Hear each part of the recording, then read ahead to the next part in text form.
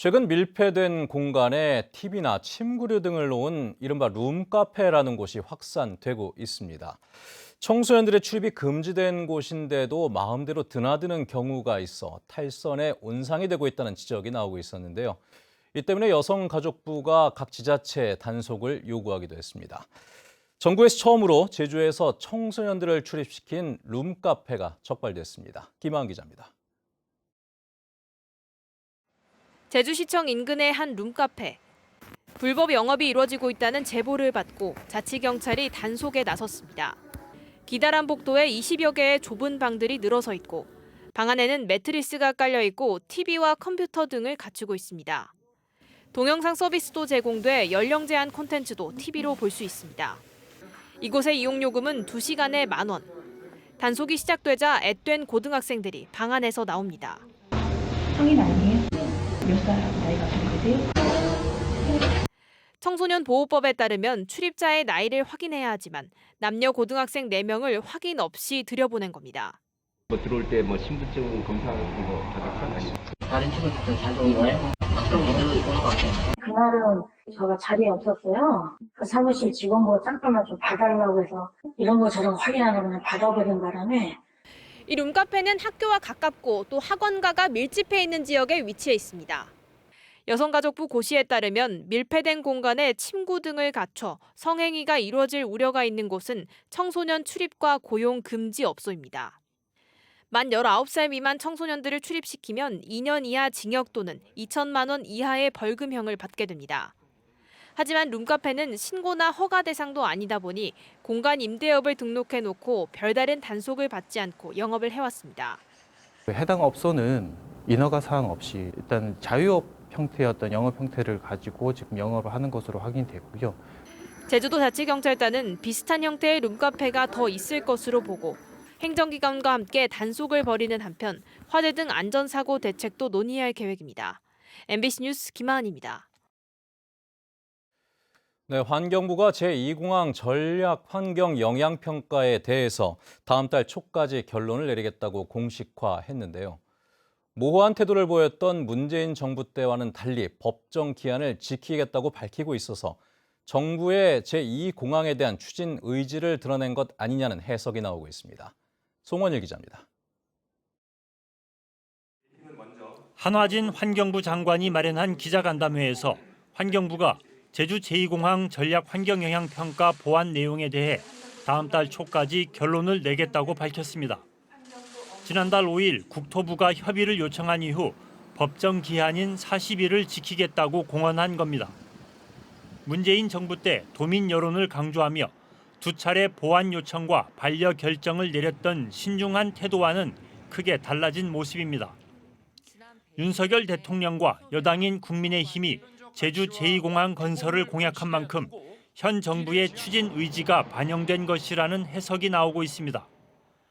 환경부 관계자는 법정 전문기관 6곳의 검토 결과를 오늘까지 모두 수합했고 추가로 다른 기관에 요청한 검토 자료가 들어오는 대로 최종 결론을 낼 계획이라고 밝혔습니다.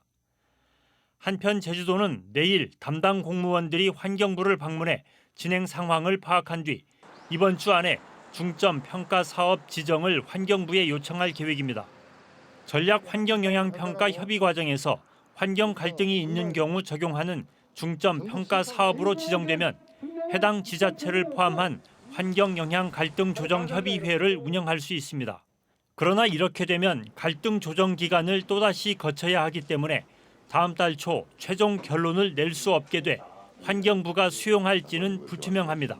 환경부에서 이제 결정이 나면 그 결과에 따라 가지고 우리 도에 좀 의견을 좀 많이 전달도 하고 그 결과에 따라 가지고 우리 대응을 해 나가도록 하겠습니다.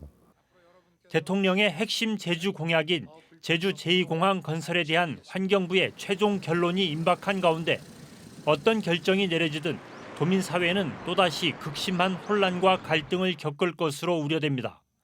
MBC 뉴스 송원일입니다.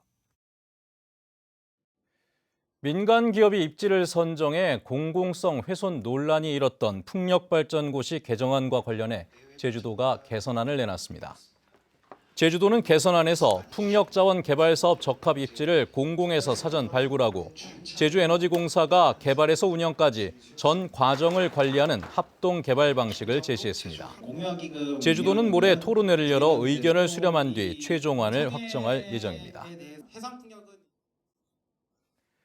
제주 4.3 전담재판부의 초대 재판장을 지내며 재심 사건을 담당해온 장찬수 판사가 법원 인사에 따른 이임을 앞두고 그동안의 소회를 밝혔습니다. 장 판사는 일반 재판 수용인에 대해서도 직권 재심을 위한 법 개정이 필요하다고도 말했습니다. 김찬영 기자의 보도입니다. 지난 2020년 제주지방법원으로 발령받아 4.3 사건 재심을 도맡아온 장찬수 판사. 처음엔 4.3에 대한 이해와 지식이 부족해 막막했다고 솔직한 심정을 밝혔습니다.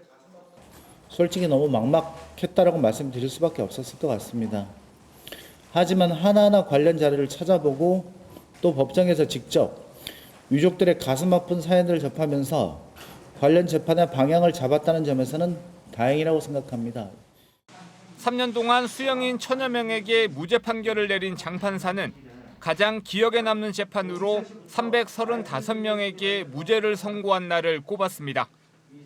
사건의 규모 때문이기도 하지만은 그 많은 사람들에 대해서 무죄를 선고해서 법적으로 조금이나마 억울함을 풀어주었다는 점에서 가장 기억에 남습니다. 하지만 검찰의 이념적인 접근에 따른 항고의 아쉬움이 들었고 불필요한 논쟁을 해소하기 위해 직권재심을 확대하는 법 개정이 필요하다고 밝혔습니다. 일반 재판을 받는 수용인들에 대해서도 직권재심을 도입하는 내용의 명시적인 입법이 필요하지 않을까라고 생각하고 있습니다. 4.3 희생자와 유족들에게 하고 싶은 말에 대해서는 제주어로 위로와 고마움을 전했습니다. 들은 말 들은 뒤 버리고 본 말 본 뒤 버리며 가심 아픈 것도 용서해서 씻어진다는 말로 살아낸 줄 알고 있습니다. 혼디 모형 같이 가보게. 여러분 복삭 소가수다. 오는 20일 광주지방법원으로 자리를 옮기는 장 판사에게 법원 출입 기자단은 그동안의 노고에 감사하다는 뜻을 담아 기념패를 전달했습니다. MBC 뉴스 김찬년입니다. 오영훈 도지사가 제주도에 한해 중국인 관광객 입국을 허용해야 한다고 밝힌 것과 관련해 지영미 질병관리청장이 제주도만 특정해서 말하기는 어렵다고 밝혔습니다. 지영미 청장은 기자 간담회에서 중국의 코로나19 현황이 안정세로 돌아선 것은 확실하다며 단기 비자 발급 제한은 중국 상황을 반영해 조기 해제할 것도 검토하고 있다고 말했습니다. 지난달 말 제주를 강타한 대설과 한파로 감귤 농가의 피해도 컸던 것으로 나타났습니다. 제주도는 노지 감귤 18,000톤과 노지 만감류 1,200톤, 비가림 월동 원주 394톤에서 감귤이 얼어붙는 동해 피해가 발생했다고 밝혔습니다. 동해 피해를 입은 과실류는 재난지원금 대상이 아닌데 제주도는 시장 격리 신청을 받아 경영비의 일부를 지원할 계획입니다. 지난달 제주도의 기온 하강폭이 역대 가장 컸던 것으로 나타났습니다. 제주지방기상청에 따르면 제주도의 평균 기온은 지난달 13일 16.7도에서 24일에는 영하 1.9도로 11일 만에 18.6도가 떨어져 역대 1위를 기록했습니다. 또 일평균 기온의 표준 편차인 기온 변동폭은 3.9도로 역대 4번째로 컸습니다. 뉴스데스크 제주였습니다. 시청해주신 여러분 고맙습니다.